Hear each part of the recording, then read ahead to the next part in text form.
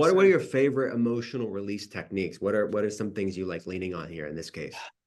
Man, there's so many good ones out there, brother. I know I like people like neuroemotional technique, like NET. I like that. I would say, is it the most? I have a combination. Neuroemotional technique, and there's some with EFT tapping. I love EFT tapping if you have a really great practitioner, emotional freedom technique. There are a few new ones that I've seen that are done like emotion code that's really awesome. I think I like NET primarily because it uses what we practice with the spine and the acupuncture meridians Mhm. to actually stimulate the prefrontal cortex. That's what they're trying to do, is excite the prefrontal with small movements on the spine and acupuncture stimulation.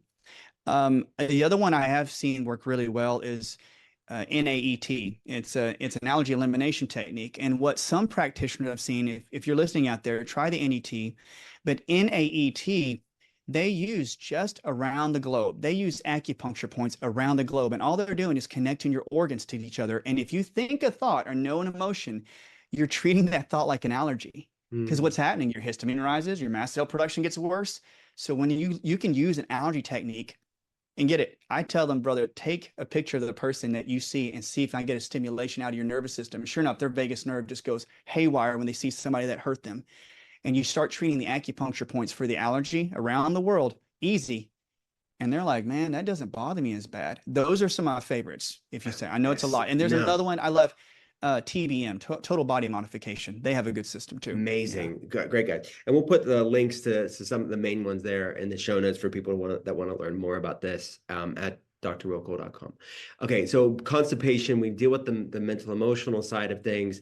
What are some points that you like and herbs there? What are some things you would do there? Oh, first LI4. If you guys can see me on camera, if you take your hand in the web between your thumb and your index finger, if you go down the bone of the index finger in the web, LI4 is probably one of your biggest proponents. I also love to And do. for people that don't know, when you're saying like you said gallbladder 20, 21, all the meridians are numbered with the organ, correct? There's like an organ and a number. Exactly Okay. right. Exactly. And the English and the French, we gave it numbers because we could not remember all the Yeah. Chinese based names of every point. And Right. I know that's why we're cracking. I was like, I couldn't remember like, anything with cranes and swans. I would not remember that on the point.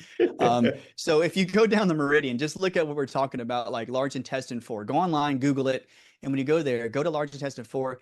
The next one I would do is liver 3. Liver 3 is a big one, and spleen 6. So liver 3 is between the web of your big toe and your second toe. Liver 3 and spleen 6 is on the inside of the ankle. I guarantee you, 95% of Americans are going to have these points that are very tender. If you rub those points out, also use herbs like Cascara sagrada. It's a beautiful herb, Cascara sagrada. I also like Mimosa pudica, which is a very good seed that acts like Velcro to parasites. Those are my top two. I've also found Shisandra be a good laxative. And one that's surprised me, I won't get, is Chinese coptis. Chinese coptis is known as golden thread, but everybody I put on that, it's nature's antibiotic, and it will kill a whole bunch of infections. It'll naturally get people to move in their bowel. So those are my top favorites. And I think that, we can't forget, good magnesium. I'm not forgetting that. Good magnesium, B vitamins. So when you put if you put Cascara sagrada together with a good magnesium and you start rubbing these points out, watch out. The next morning, you are going to have an amazing monumental blowout. That's what I'm saying.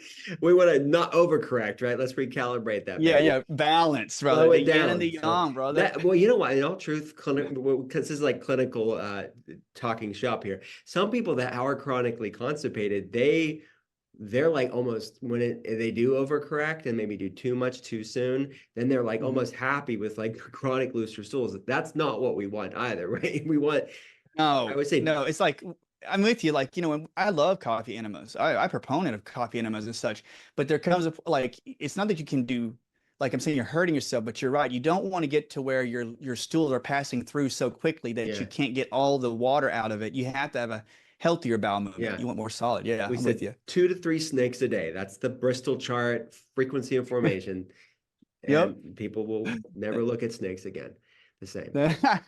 All right, one more condition I want to talk about: anxiety. Like so many people, our culture, especially this any time of year, but it's like there's so much frenetic energy inside and externally, societally. So what's a holistic Dr. Motley perspective on anxiety? Anxiety, I know you've had such great guests on your podcast, and some are so eloquent about how they talk about like dopamine and serotonin levels and about methylation, like liver processing to help you break them down.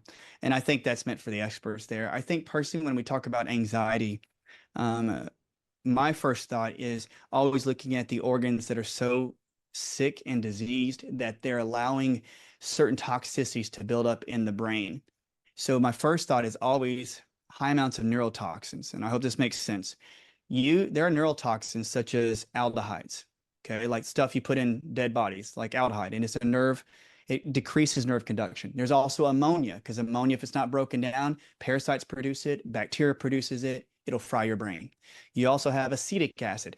I can go through all this, but there are certain types of microbes that create such neurotoxins that they fry your brain, and we don't get enough antioxidants to drain them. The biggest thing, though, is if an infection gets into the head and creates anxiety, my first thoughts, though, I love, like with emotions, is that I always find out the emotional key, which organ is the most diseased. And I always say it's going to be probably your kidneys and your adrenal glands, because there's a certain amount of fear. All right. Yeah. Now, this is like we see it. People are in overstimulation. Their adrenals are so tanked they can't even get and handle their emotional status or like hearing bad news. The kidneys, if they're sick or tired, they cannot pull the energy through the Ming Men. What that means is the actual portal of where the energy came in from your parents, right in the navel area.